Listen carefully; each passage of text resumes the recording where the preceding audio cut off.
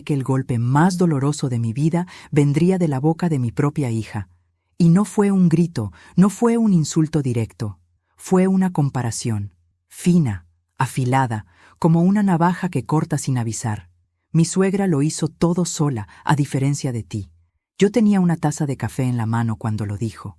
Sentí un temblor tan fuerte que pensé que la porcelana se rompería antes de tocar la mesa. Mi corazón, sin embargo, sí se rompió. Ella no lo notó, o peor, lo notó y no le importó. La miré a los ojos, esos mismos ojos que vi por primera vez hace 32 años, cuando la sostuve recién nacida entre mis brazos y juré protegerla del mundo. Ahora, ella era el mundo que necesitaba protegerme a mí. Había algo en su mirada, un desprecio sutil, heredado quizás de alguien más, de su esposo, de su suegra, de un entorno que me había ido desplazando como si yo fuera un mueble viejo. Respiré hondo. ¿Eso piensas de mí?, pregunté. Ella alzó los hombros, con esa indiferencia que duele más que la rabia. Solo digo lo que es. Mira a la mamá de Daniel. Ella nunca pidió nada, nunca necesitó ayuda. Tú siempre estás cansada, siempre te duele algo, siempre te quejas. No terminé de escuchar lo demás. Pero antes de continuar, quiero hacerte una invitación muy especial. Suscríbete al canal y deja tu me gusta. Esto me ayuda a ver que me apoyas y disfrutas de mis historias. Y comenta aquí abajo desde qué ciudad nos estás viendo. Ahora, continuemos. Lo que dije después no fue planeado. Fue una reacción visceral. La última defensa de una madre herida. Si tanto admiras a tu suegra, dije en voz baja, entonces será ella quien financie tu vida. Ella frunció el ceño, confundida. ¿Cómo que financié? La miré fijamente. Voy a dejar de pagar tus cuentas. Su rostro cambió por completo. Primero incredulidad, luego miedo. Y finalmente, esa frase que me persigue todavía. ¿Qué cuentas? Me apoyé en la mesa para no caerme. Tus cuentas, repetí. Las que he pagado por años. Ella abrió la boca, pero no salió sonido alguno. ¿De qué hablas, mamá? Yo no sabía que tú... ¿Qué cuentas? Ahí lo entendí. No fingía. No sabía. Y si ella no sabía, entonces alguien más llevaba años aprovechándose de mí. Sentí el estómago caerme al suelo. La luz, el agua, el gas, el seguro, tu tarjeta de crédito, la mensualidad del auto. Enumeré con la voz temblorosa. Todo eso lo he pagado yo, desde hace 5 años. Ella se llevó la mano a la boca. Pero... Daniel me dijo, él siempre dijo que él... Se detuvo. Su piel palideció. Yo cerré los ojos. Las piezas comenzaban a encajar. ¿Daniel te dijo que él pagaba todo? Ella no respondió. No tenía que hacerlo. La respuesta estaba en sus lágrimas contenidas. Me senté porque las piernas ya no me sostenían. Tú creías que él era el proveedor, el responsable, el hombre de la casa. Ella sollozó. Yo confié. La miré. Mi hija, mi niña, una mujer adulta atrapada en la telaraña de un marido manipulador. Pero incluso así, su comentario me había desgarrado. Compararme con su suegra, humillarme, desconocer todo lo que hice por ella desde que nació. Eso no salió de la nada. Eso se había cultivado. ¿Por qué me dijiste eso?, pregunté con voz ronca. Ella se secó las lágrimas de manera torpe. Porque Daniel dijo que tú nos cargas a todos, que siempre estás cansada, que nunca te basta nada, y que su mamá, en cambio, no molestó nunca a nadie. Ahí estaba, la raíz, el veneno. Ese hombre, su esposo, había plantado cada palabra en la mente de mi hija, igual que un jardinero paciente cultiva una flor venenosa. ¿Y tú lo creíste?, susurré. Ella apretó los labios, incapaz de responder. Él siempre dice que tú exageras, que haces drama, que quieres controlarme. Mi corazón dolió, pero esta vez no por culpa de ella, sino por culpa de él. Hija, dije muy despacio, intentando que mi voz no se quebrara. Yo te mantuve casi toda tu vida. Trabajé en 3 empleos cuando eras pequeña. Dormí 4 horas por noche durante años. Vendí mi auto para pagar tu universidad. Y cuando te casaste, seguí ayudándote. Pero no pensé que algún día usarías mi cansancio como arma. Ella rompió en llanto. Mi hija lloraba como cuando era niña. Pero ya no era una niña. Era una mujer a quien yo había querido proteger. incluso de sí misma. Se sentó frente a mí. «Mamá, ¿por qué no me dijiste? ¿Por qué no me dijiste que tú pagabas todo?» La respuesta me quemó por dentro. Porque pensé que si te lo decía, te sentirías menos. Y yo nunca quise que te sintieras menos. Ella apretó mi mano. Daniel nunca me lo permitió, admitió entre lágrimas. Él siempre manejó el dinero. Siempre decía que eran asuntos de adultos. Yo confié tanto. Yo cerré los ojos. «No es tu culpa», dije, pero sabía que una parte de ella lo sentía como si lo fuera. «¿Y qué hacemos ahora?», preguntó, temblorosa. Lo pensé, respiré, y dije la verdad. «Ahora, hija, ahora vamos a descubrir cuánto te ha mentido tu esposo, porque si él le había ocultado quién pagaba las cuentas, ¿qué más le había ocultado?». Mi hija levantó la mirada. Ya no era altiva, ya no era arrogante, ya no era cruel. Era una mujer aterrada, traicionada, desnuda emocionalmente. Y entendí que este solo era el comienzo, porque cuando una mentira se derrumba, arrastra con ella todas las demás. Esa noche, mientras ella dormía en mi sofá, con el rostro hinchado, el corazón roto y la mente hecha pedazos, comprendí algo aún más inquietante. No solo yo había sido víctima del yerno, ella también, y eso significaba que, por primera vez en mucho tiempo, mi hija y yo estábamos del mismo lado. La verdadera batalla todavía no empezaba. Y su esposo no tenía idea de lo que estaba a punto de enfrentar. Mi hija dormía en el sofá, envuelta en una manta que yo misma le había tejido cuando cumplió 20 años. Todavía recordaba aquella noche. Ella estaba emocionada por la universidad, por la libertad, por la vida que se abría ante ella. Yo fingía alegría, pero por dentro me ahogaba el miedo. No tenía idea de cómo iba a pagar todo. No había beca, no había ahorros. Solo tenía mis manos cansadas y una determinación ciega de que mi hija jamás conocería la pobreza que yo sí conocí. La observé dormir ahora, tantos años después, y cada arruga, cada hilo suelto de esa manta parecía contarme una historia de esfuerzo, una historia que ella nunca quiso oír, o quizá nunca supe contarle. Me fui a la cocina, preparé café, el aroma siempre me ordenaba las ideas, y me senté a la mesa, mirando por la ventana cómo amanecía. Pensé en los años que nadie vio, los años en que yo era madre, padre, trabajadora, chofer, enfermera, psicóloga, cocinera y sostén de 2 personas, con un cuerpo que apenas podía sostenerme a mí misma. Pensé en los turnos dobles, en los días de lluvia en que caminaba con zapatos rotos porque necesitaba ahorrar hasta el último centavo, en las noches en que mi hija dormía tranquila mientras yo lloraba en el baño planeando cómo pagar la próxima factura. Ella nunca supo, nunca preguntó, nunca lo necesitó, porque yo me encargaba de que nada faltara. Recordé mi primer trabajo estable, cuando ella tenía 5 años. Era recepcionista en una clínica pequeña. Ganaba poco, pero era lo que había. Por las mañanas la dejaba con mi vecina. Por las tardes, cuando la recogía, mi hija corría a mis brazos gritando «¡Mamá!». Ese sonido era mi gasolina. Un día, la dueña de la clínica me dijo «Necesito que te quedes horas extras». «Pero mi hija», respondí. «Puedes traerla», propuso ella. «Que se quede aquí en la oficina». Fue así como pasé 2 años enteros con mi hija dormida en el sillón de la recepción mientras yo trabajaba hasta la medianoche. Ella no lo recuerda. Yo sí. Recuerdo su cabecita apoyada en mi chaqueta, su respiración suave, el miedo de que se resfriara, el dolor de espalda de cargarla a casa dormida. Pero jamás se lo dije, porque ser madre, para mí, significaba callar mis cansancios para que ella pudiera soñar sin interrupciones.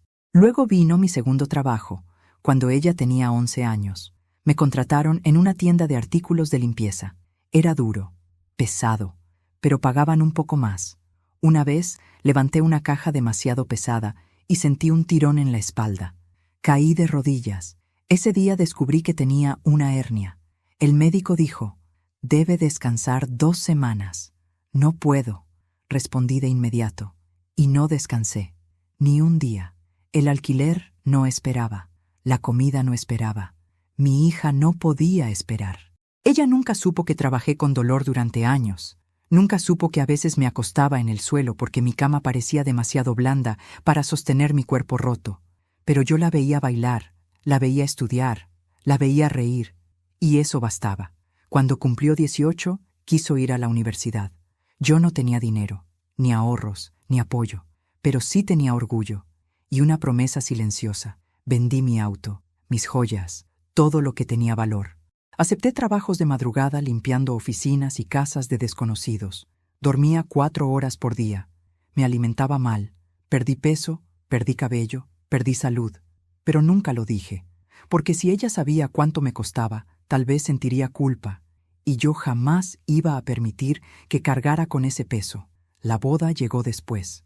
Mi hija quería una ceremonia sencilla, pero su futuro esposo, Daniel, insistió en algo digno. Y adivina quién lo pagó. La suegra que ella tanto admira solo llevó su presencia. Yo llevé mis ahorros, mis esfuerzos y mis deudas. Recuerdo cuando el fotógrafo me pidió que posara con los novios. Mi hija estaba hermosa. Yo sonreía, pero detrás de esa sonrisa había una tarjeta de crédito al borde del colapso. La madre perfecta era yo, pero nadie lo sabía.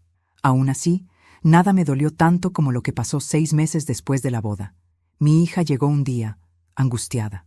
«Mamá, no podemos pagar el alquiler. Yo puedo ayudarte», respondí sin pensarlo. Y así empezó todo. Un pago aquí, otro allá. Luego la luz, luego el gas, luego la tarjeta, luego el auto, luego el seguro médico. No tenía idea de que Daniel jamás le contaba nada, que él se quedaba con todo el crédito, que la convertía en dependiente emocional y económica, que la aislaba de la realidad. Pero yo veía a mi hija feliz, y eso me bastaba. Hasta ayer, hasta esa frase, esa comparación, esa puñalada lenta. Mi suegra lo hizo todo sola, a diferencia de ti. Las palabras me habían dado vueltas en la cabeza toda la noche, como un eco que no se apaga. Y ahora, al amanecer, entendí la verdad. No era mi hija quien lo pensaba. Era su esposo quien le había llenado la mente.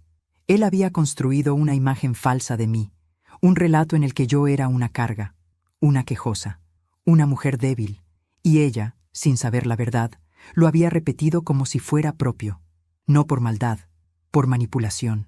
El sonido de pasos suaves me sacó de mis pensamientos. Mi hija apareció en la puerta de la cocina. Tenía los ojos hinchados y la voz frágil. «Mamá, ¿podemos hablar?» Le serví café. Ella lo sostuvo con ambas manos, temblando. «Lo pensé toda la noche», dijo. «Y hay algo que necesito preguntarte». Asentí, respirando hondo. «¿Qué cosa?» Ella levantó la vista. Sus ojos brillaban con algo que no veía en ella desde adolescente. Vulnerabilidad real.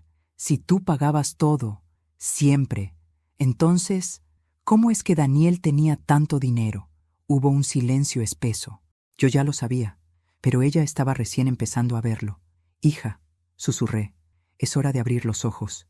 Ella tragó saliva. Me miró como si temiera mi respuesta. «Mamá, ¿crees que él me ha mentido más cosas?» Le acaricié la mano, lenta, suave. «Creo que lo que descubrimos ayer es solo el principio». Mi hija respiró hondo. Lo entendió. Por fin lo entendió. Y vi en ella algo diferente. No miedo, no confusión. Furia, la misma que yo llevaba años guardando. Las dos nos miramos. Y sin decirlo, lo supimos. El matrimonio que ella defendía no era más que una estructura construida sobre mentiras.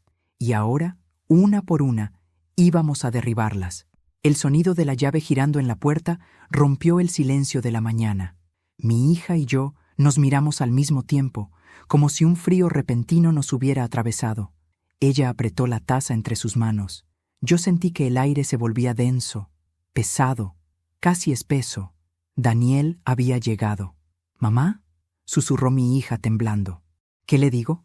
Puse mi mano sobre la suya. «Nada. Déjalo hablar primero». Supe, incluso antes de verlo, que él venía preparado.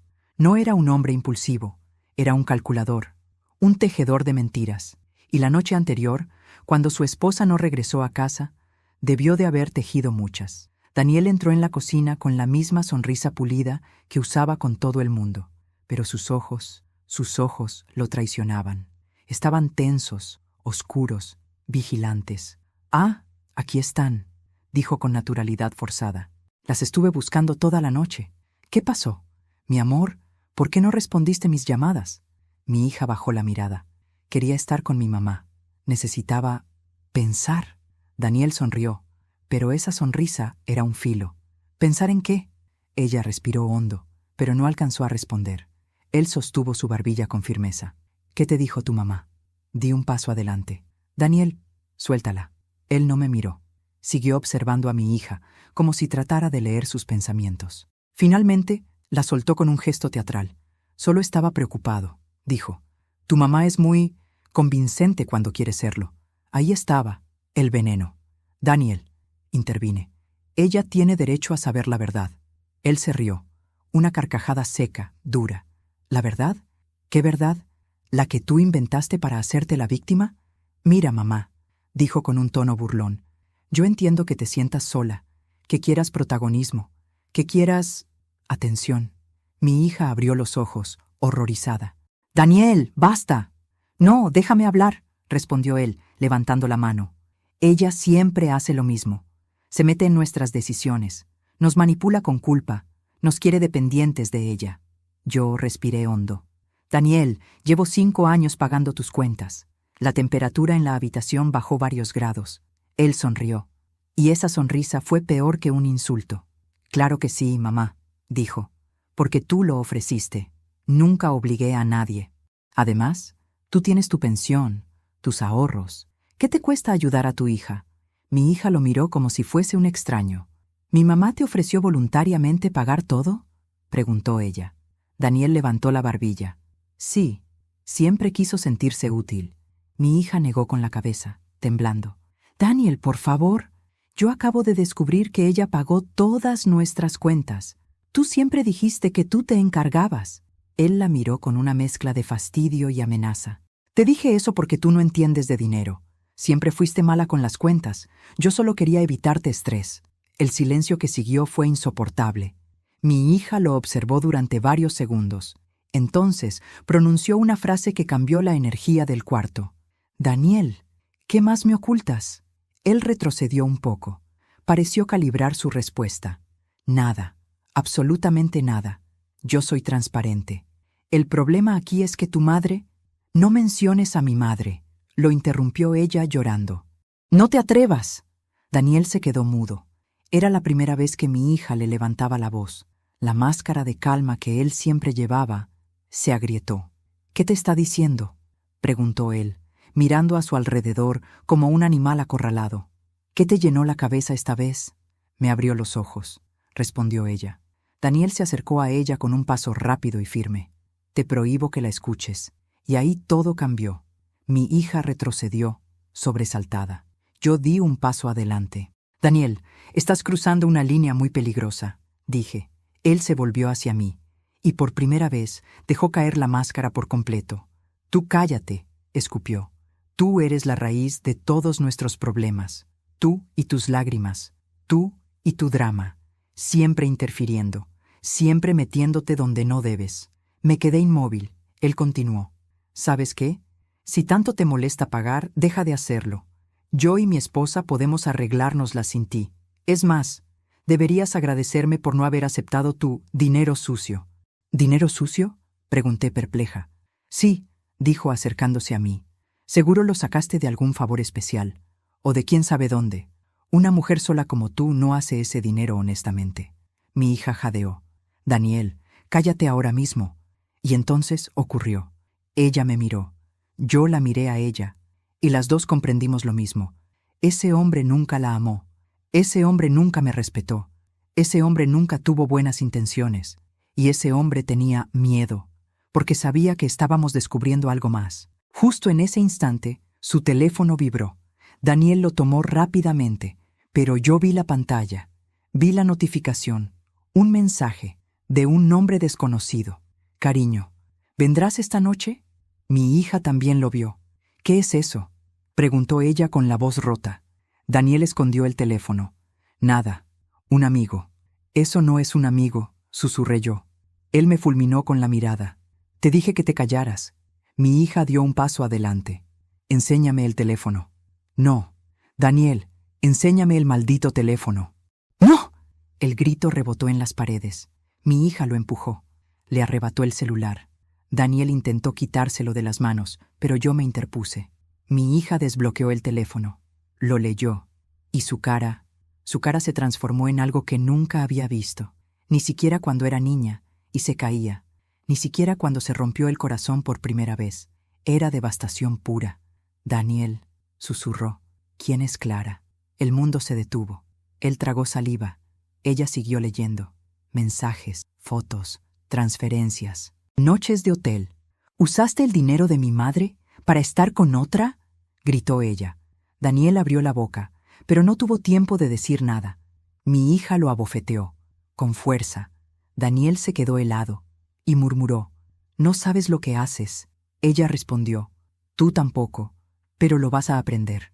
Él salió de la cocina con pasos rápidos. No sabía si iba a huir o a contraatacar.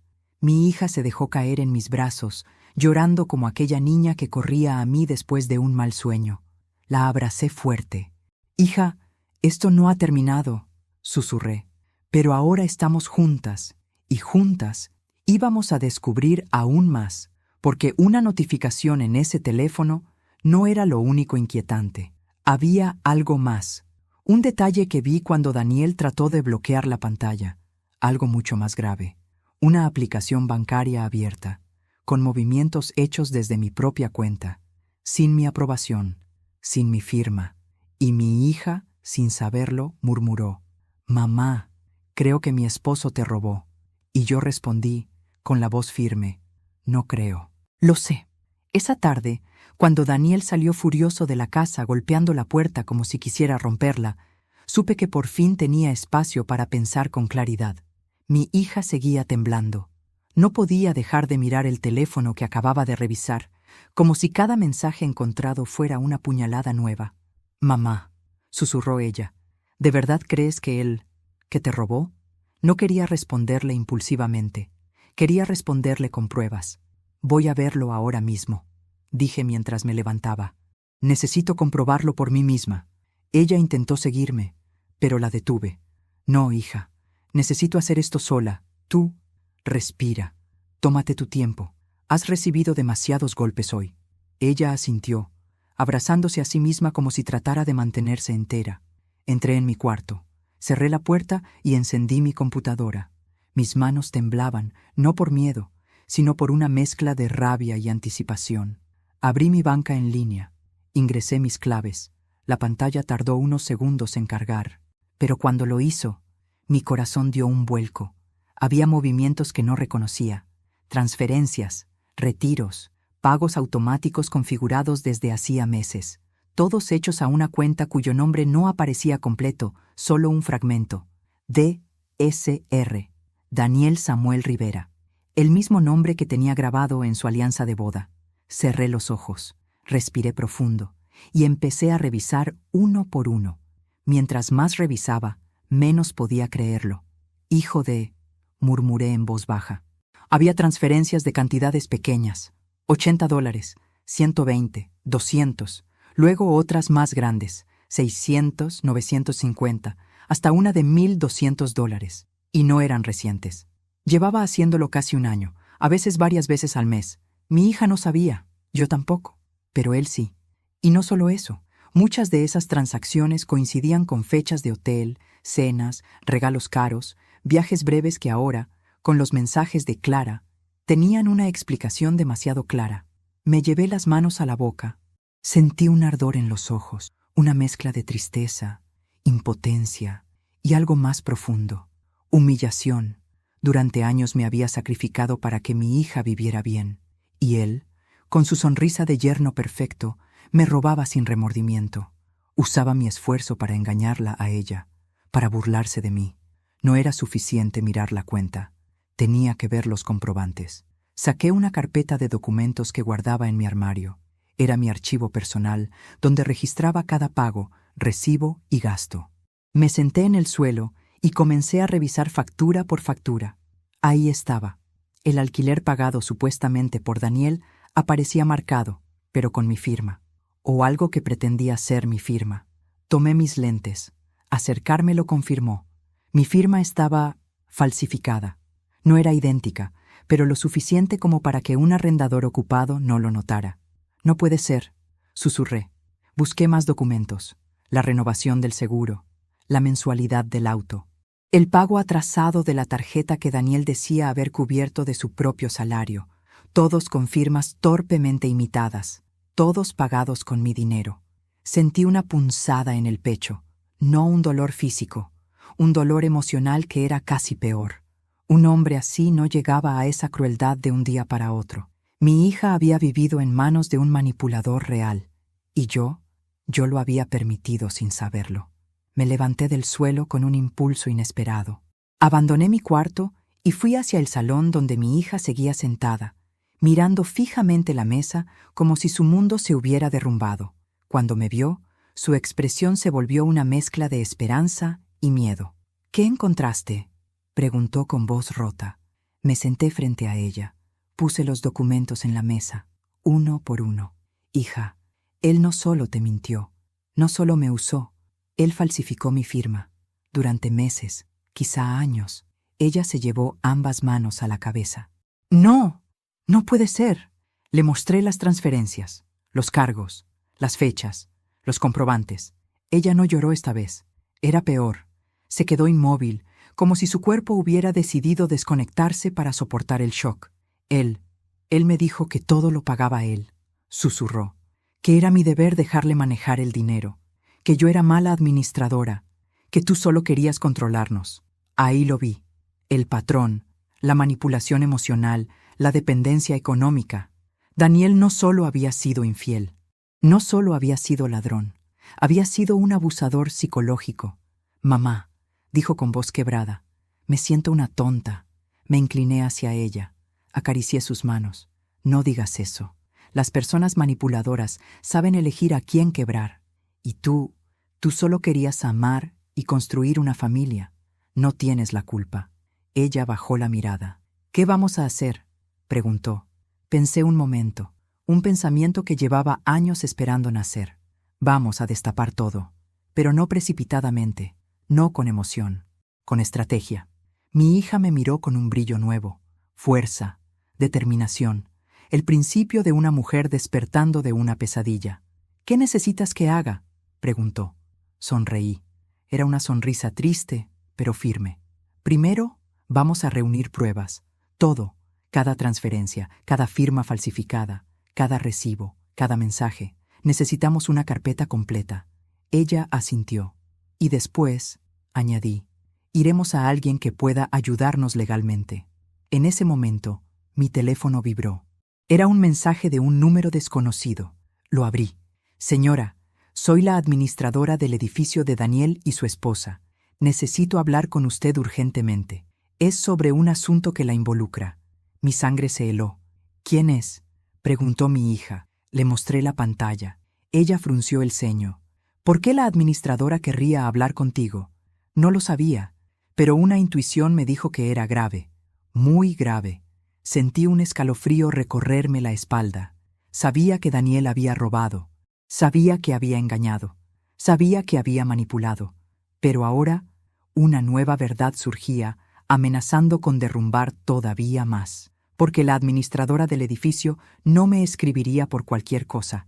Era algo relacionado a mí, algo que Daniel había hecho, en mi nombre.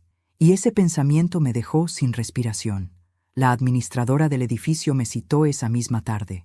Mi hija insistió en acompañarme, pero le pedí que se quedara en casa. Aún estaba demasiado vulnerable, demasiado herida, y yo necesitaba la mente clara para enfrentar lo que fuera que nos esperaba. El edificio quedaba a 30 minutos de mi casa. Durante el trayecto, mi mente no dejaba de dar vueltas. Miraba por la ventana, pero no veía el paisaje. Solo veía números, fechas, firmas falsificadas, mensajes traicioneros, y el rostro de mi hija desmoronándose al descubrir que su vida entera era una mentira construida por el hombre al que amó. Cuando llegué, la administradora, una mujer de unos 50 años, cabello recogido y expresión tensa, me recibió de inmediato. Señora Alicia, gracias por venir. Necesitamos hablar de algo delicado. Delicado. Otra palabra que estaba empezando a odiar. Estoy aquí, respondí con voz firme. Dígame qué está pasando. Ella me hizo pasar a su pequeña oficina. Cerró la puerta. Me ofreció asiento. Y luego tomó un sobre manila del escritorio, lo colocó frente a mí y lo deslizó con la punta de los dedos. Esto pertenece a usted, dijo. Abrí el sobre. Lo primero que vi fue mi nombre. Mi nombre escrito en mayúsculas, impreso, con dirección completa. ¿Esto qué es? Ella respiró hondo. Hace 3 meses, su yerno vino a la administración. Dijo que usted estaba haciendo un trámite importante y necesitaba actualizar su información financiera. Nos entregó estos documentos, supuestamente firmados por usted. Sentí el corazón subirme a la garganta. ¿Documentos de qué tipo? Ella tragó saliva. Autorización para cargar gastos del edificio a su cuenta bancaria y un permiso para usar su información como garante económico en caso de deuda. El mundo se volvió borroso. No podía estar escuchando eso. No podía. Tomé los papeles con manos que temblaban. Ahí estaba mi firma. Falsa, torpe, pero sellada, validada, archivada. 3 meses.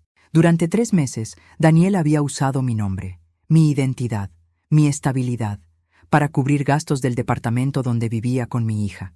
Gastos que él nunca pagó. Gastos que, ahora, estaban atrasados y caían sobre mí. La administradora continuó.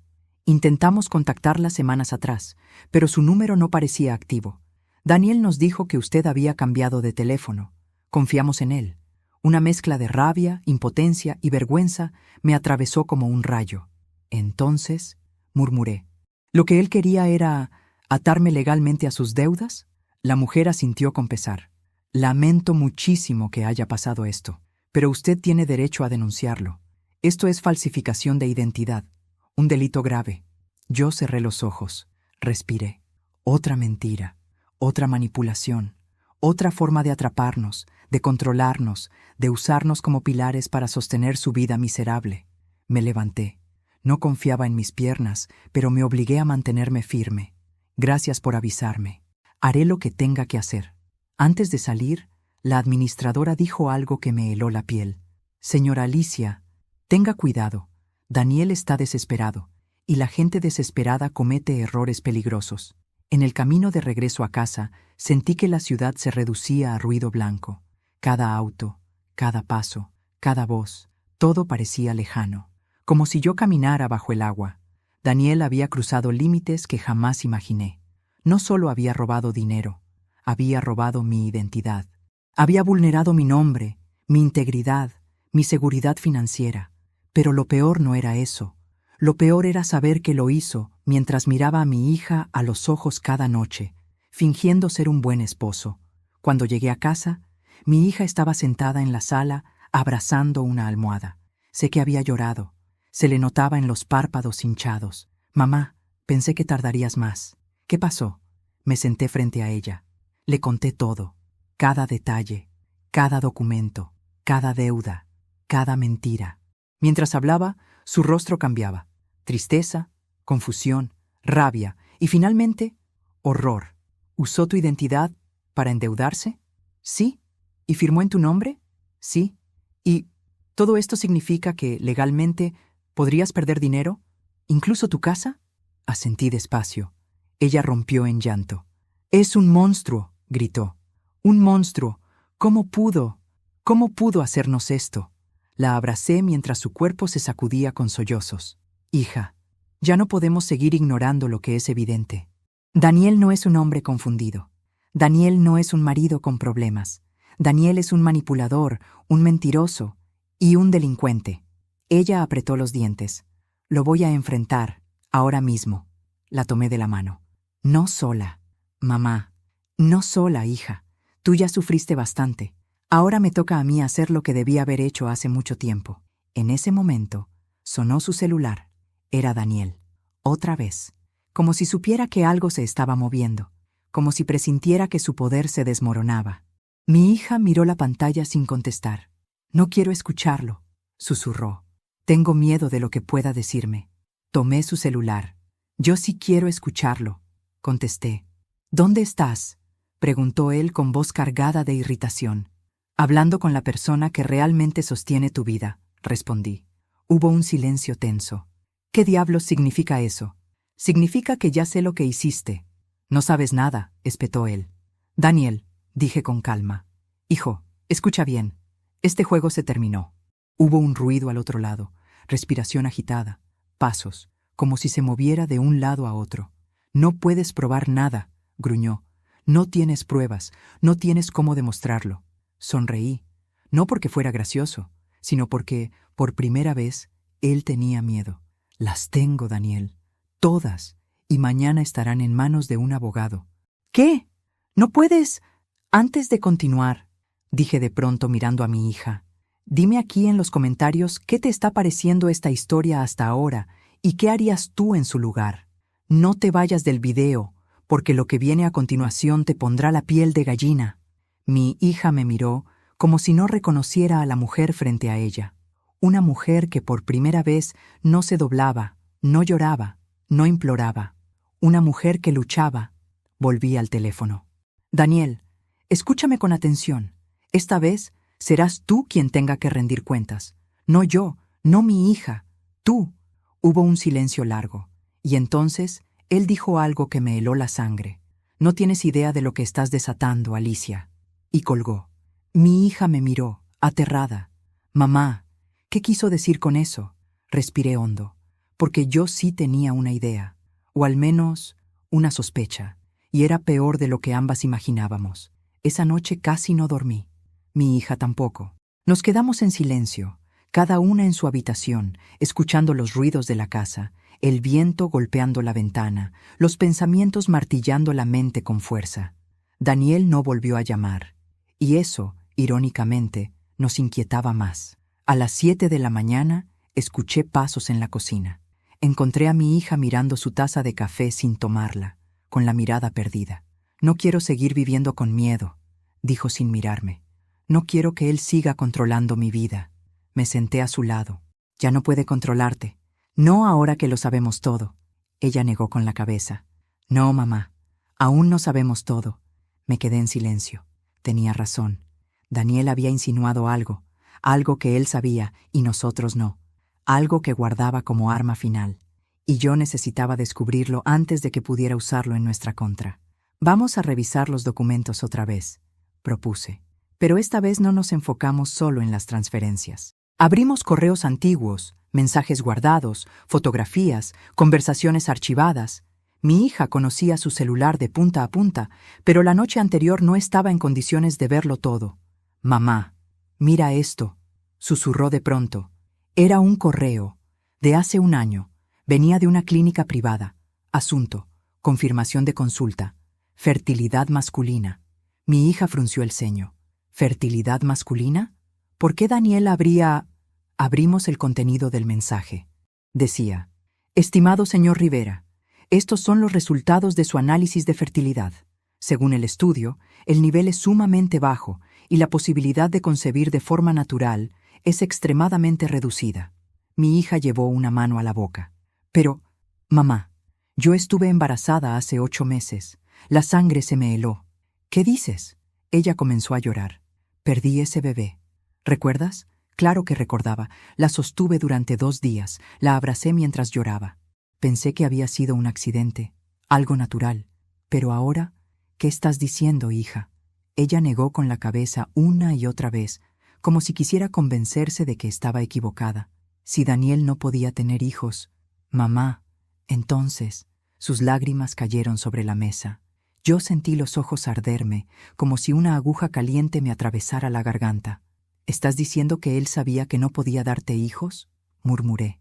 Ella respiró hondo, como si el aire doliera.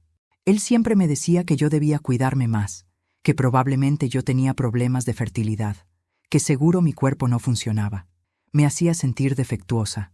Se quebró. Pero él ya sabía. Mamá, él ya lo sabía. Y ahí lo entendí todo. Él la culpaba por algo, que él mismo no era capaz de hacer. Típico de un manipulador. Típico de alguien que necesita mantener a la otra persona rota para controlarla. Respiré profundo. Hija, ese embarazo que perdiste. Quizá ella alzó la vista, horrorizada. ¿Crees que...? No quería decirlo, pero la verdad estaba ahí, apretando, exigiendo salir. ¿Crees que él sabía que ese bebé no era suyo? Ella se quedó petrificada. Mamá, no sé. No, yo nunca le fui infiel. Su voz se quebró en 1000 pedazos. La abracé con fuerza. Lo sé, mi amor. Pero él no quería un bebé. No quería reconocer que era infértil. Y si ese embarazo seguía, la verdad saldría a la luz. Ella se quedó en silencio largo rato. Luego pronunció la frase que yo temía. ¿Y si él provocó la pérdida? Me aparté lentamente. Miré sus ojos llenos de miedo. Los míos también temblaban. ¿Alguna vez te dio algo antes de que empezaras a sentirte mal? ¿Alguna bebida? ¿Alguna medicina? ¿Alguna comida que él preparara? Ella frunció el ceño, revisando sus recuerdos. Sí, susurró. Me preparó un té esa noche. Yo tenía náuseas desde días antes, y él me dijo que podría calmarme. Sentí un escalofrío subir por mi columna. ¿Ese té te sabía normal? Ella negó.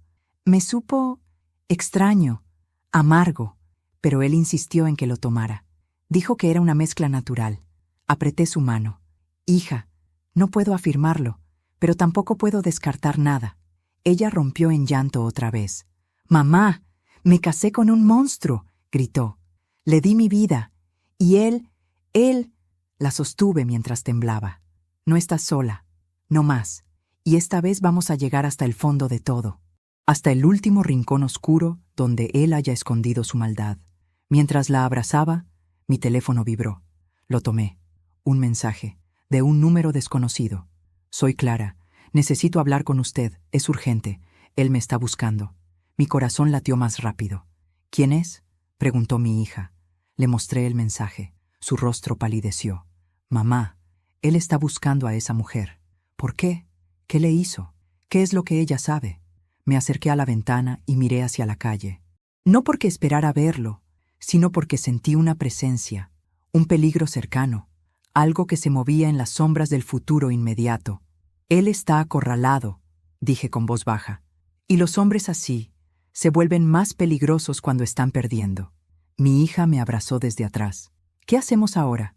Tomé aire. Ahora, hija, vamos a escuchar a la mujer que podría tener la última pieza del rompecabezas. Porque Clara no era solo una amante. Se notaba por su mensaje. Ella era una víctima. O quizás una cómplice que se había vuelto un estorbo. Y lo que sabía podía cambiarlo todo. Clara aceptó reunirse con nosotras esa misma tarde. Insistió en que fuera en un lugar público, lejos del edificio donde vivía mi hija.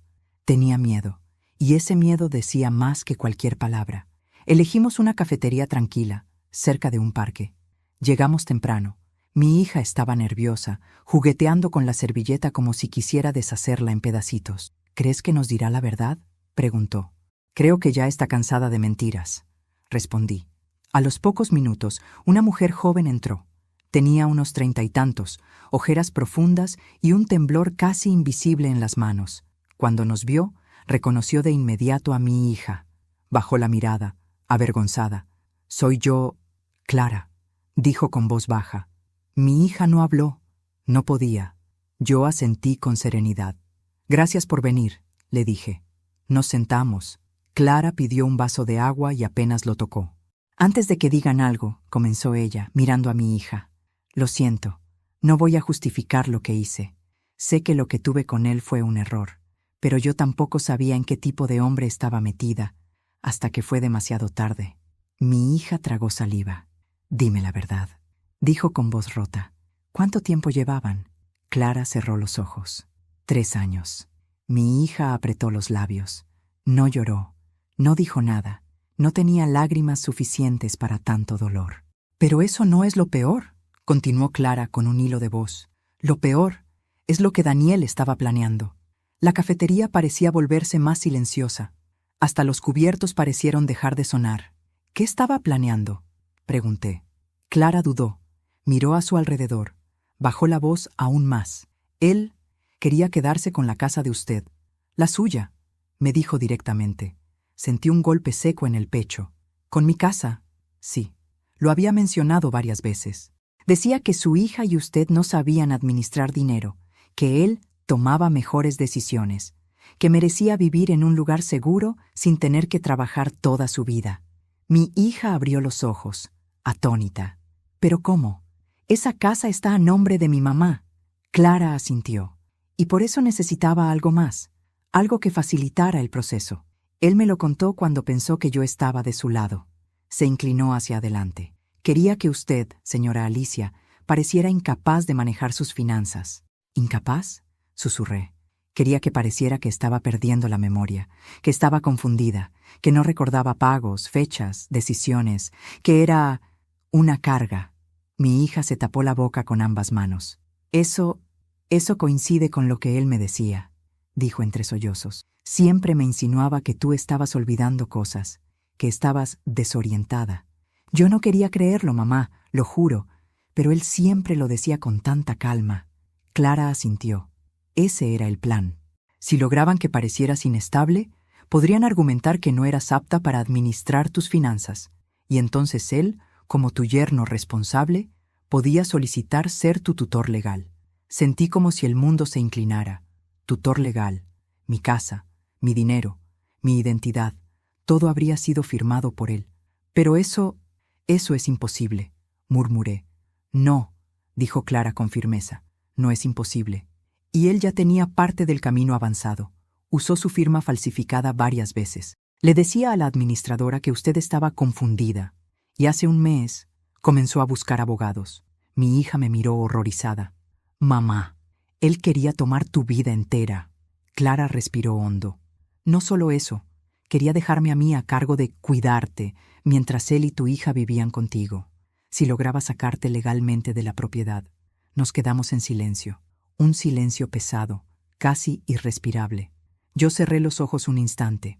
Visualicé cada gesto, cada comentario, cada insinuación que Daniel había hecho a lo largo de los años, y comprendí la magnitud de su maldad. No era solo un infiel, no solo un ladrón, no solo un manipulador. Era un depredador social, un hombre sin conciencia, un hombre que veía personas como recursos, que veía hogares como oportunidades, que veía mujeres como instrumentos. Lo abrí los ojos. ¿Por qué nos estás contando esto?, pregunté. Clara entrelazó las manos, cuyo temblor ya no intentaba ocultar. Porque él también me amenazó. Cuando le dije que quería terminar todo, que no quería seguir, se puso violento. Me dijo que me destruiría, que yo era irrelevante, que podía hacerme parecer chantajista, loca o peor. Mi hija tragó saliva. ¿Qué más te dijo? Clara respiró profundamente, y esta vez fue como si soltara un secreto que llevaba años enterrado. Me dijo que tenía contactos que podían hacer desaparecer problemas. No sé si era verdad, o si solo quería intimidarme, pero después de ver lo que les hizo a ustedes, yo le creo capaz de todo. Me quedé helada. Mi hija tomó mi mano bajo la mesa. Su agarre era fuerte, firme. Ya no era la joven rota del día anterior. Era una mujer enfrentando un monstruo. Clara, le dije con voz suave, ¿estarías dispuesta a declarar? Ella levantó la vista. La vi debatirse entre el miedo y la necesidad de justicia. Finalmente, asintió. Sí, quiero que alguien detenga a ese hombre antes de que destruya otra vida, incluida la suya. La miré a los ojos. Gracias. Ella sonrió débilmente. Yo también necesitaba liberarme. Cuando salimos de la cafetería, el aire se sentía diferente. Más frío, más tenso. Mi hija se detuvo de pronto. Mamá, ¿qué pasa? Mira allí. Seguí la dirección de su mirada. Un auto estacionado, oscuro, con los vidrios polarizados, el mismo modelo que Daniel manejaba. Lo sentí. Un escalofrío, una advertencia visceral, un sexto sentido que solo las madres desarrollan. Daniel nos estaba vigilando. La guerra ya no era silenciosa, era abierta. Y yo no iba a retroceder.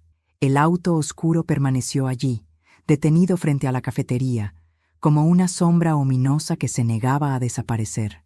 Mi hija respiró hondo, tratando de no perder la calma. Yo, en cambio, sentí que algo dentro de mí se afianzaba. No miedo, no inseguridad. Era una determinación profunda, vieja, sólida.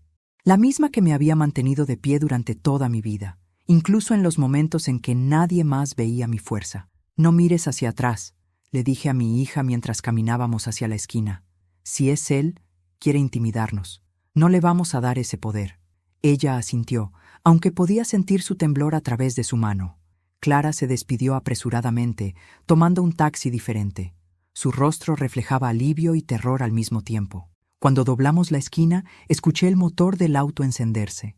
No aceleró detrás de nosotras. Solo se movió unos metros y volvió a detenerse.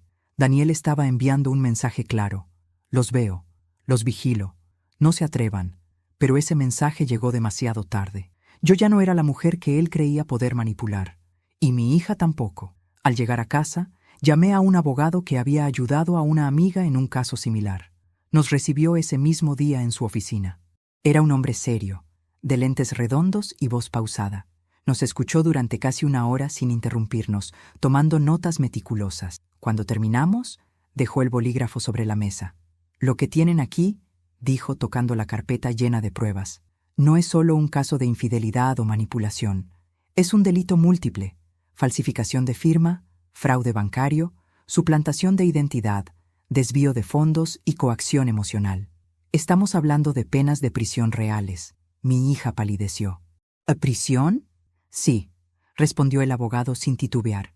Pero antes de presentar cargos, debemos asegurarnos de que ustedes estén a salvo. Esa frase me congeló. ¿Qué quiere decir?, pregunté. Él se inclinó hacia adelante. Los hombres como Daniel no suelen aceptar la caída con facilidad. Es probable que trate de intimidarlas o chantajearlas. Por eso debemos proceder estratégicamente. Lo primero es emitir una notificación formal para que cese cualquier uso de su identidad, señora Alicia. Lo segundo, documentar el acoso. Y lo tercero, grabar cualquier intento de contacto o amenaza que él haga. Mi hija asintió lentamente. ¿Y si intenta acercarse a la casa? Llamen a la policía de inmediato. No duden. Salimos de la oficina con una mezcla de miedo y alivio. Era como caminar con un escudo nuevo, aún pesado, pero poderoso, y por primera vez desde que todo comenzó, pude respirar con un destello de esperanza. La confrontación final llegó antes de lo que imaginábamos. Esa noche, mientras mi hija y yo revisábamos documentos en la sala, escuchamos el golpe seco de un puño contra la puerta. Los dos nos levantamos de un salto. «¡Abran!», dijo la voz de Daniel. «Sé que están ahí». Mi hija se llevó la mano al pecho. Yo sentí cómo mis piernas querían temblar, pero no les permití hacerlo. «No abras», susurró ella. Me acerqué a la puerta sin quitar el seguro. «Daniel, no tienes permiso de estar aquí». «Alicia», dijo con una calma forzada. «Solo quiero hablar. Todo lo que tengas que decir se lo dirás a la policía o a un abogado». Golpeó la puerta otra vez. «¿Crees que puedes destruirme? ¿A mí? ¿Con un par de papelitos? Yo siempre he estado a cargo. Siempre. Nada de esto se sostiene sin mí». Mi hija, desde atrás, encendió la grabadora del teléfono. Yo respiré hondo. «Daniel, deja de usar un tono intimidante. Ya no funciona». Hubo un silencio. Luego, una risa amarga. «Tú no entiendes el juego, Alicia. Yo estaba construyendo algo grande. Ustedes dos tenían que estar en su lugar, obedecer, confiar, pero lo arruinaron». «No», respondí con voz firme. «Tú lo arruinaste». Daniel golpeó la puerta con tanta fuerza que el marco vibró. «Abran o entro». Fue suficiente. «Ya llamé a la policía», dije. Era mentira, pero funcionó. Escuché cómo daba un paso atrás, cómo respiraba agitadamente, cómo entendía que el control se le escapaba. «Esto no termina aquí», escupió. «Créeme». Y entonces se fue. Su auto arrancó con un chillido de llantas. Mi hija comenzó a llorar en silencio. La abracé. «Se terminó, hija. Ya no tiene poder». La policía llegó 20 minutos después. Tomaron la declaración. Revisaron la puerta. Nos dijeron que, con la denuncia formal, podían emitir una orden de restricción. El abogado, al día siguiente, presentó los cargos, y en cuestión de horas, Daniel desapareció. Del edificio, de la ciudad, de todas las cuentas que revisamos. Pero no escapó. La policía lo encontró 3 días después, escondido en un motel barato de una ciudad cercana, con dinero en efectivo y documentos falsos. Las noticias se esparcieron. Clara declaró. La administradora declaró. Los bancos confirmaron la falsificación de firmas. El castillo de mentiras que Daniel había construido durante años se derrumbó en una semana. Mi hija y yo fuimos llamadas al tribunal solo para confirmar datos. Él no nos miró, no pudo. Ya no tenía nada que ofrecernos, nada que decirnos, nada que exigir. Él era pequeño, por primera vez en su vida, pequeño. Hoy, meses después, escribo estas palabras desde la sala de mi casa, donde el sol entra por la ventana iluminando a mi hija, que prepara su currículum para buscar trabajo en un ambiente sano. Ha vuelto a sonreír, y yo he vuelto a respirar. No recuperamos el tiempo perdido, no se borró el daño, pero juntas reconstruimos algo más poderoso, nuestra relación, nuestro respeto, nuestra fuerza. Y entendí algo que debía haber entendido hace años. A veces, la venganza no es destruir al otro. A veces, la venganza es sobrevivir. Es levantarte más fuerte. Es recuperar lo que es tuyo. Es mirar atrás sin miedo. Y mientras cierro este capítulo de mi vida, agradezco algo que jamás pensé agradecer. Que la verdad saliera a la luz. Incluso si dolió. Incluso si nos rompió. Porque al rompernos, nos permitió renacer. Gracias por acompañarme hasta el final de esta historia tan dolorosa, pero también tan liberadora. Hoy miro hacia atrás y entiendo que ninguna traición, por más profunda que sea, es capaz de apagar la fuerza de una madre cuando se levanta por sí misma y por quienes ama.